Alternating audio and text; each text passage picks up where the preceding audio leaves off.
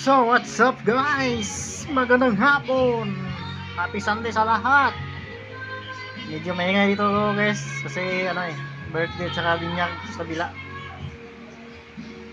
May tatanong sa ako sa inyo guys, kung nakaranas na ba kayo ng kung hindi pa kayo na monetize sa Facebook pero may sign ng ads. Yan guys, sa taas guys, tingnan nyo lang guys.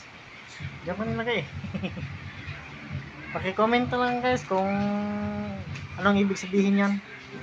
Bakit may ang tawag niyan, may sign nga sa dollars. Anong ibig sabihin yan guys?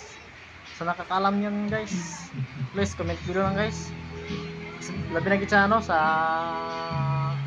mga content creator dyan, kung ano ba yan, anong ibig sabihin yung sign dollars.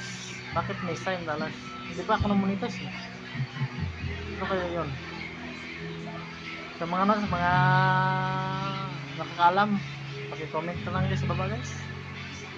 Tingnan nyo guys, ito yung guys, kumakain ako naman ganyan eh.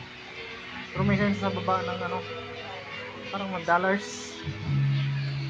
Kung sana pa sa palastas. Oo, tama. Na-share na lang guys para marami mga kita sa video. Nakakaalam lang. Nag-shoutout yan sa mga sa mga followers, sa mga secret viewers. Kapitla-pitla tayo guys Pasensya na kayo, medyo ingay sa kabila. Okay lang yan.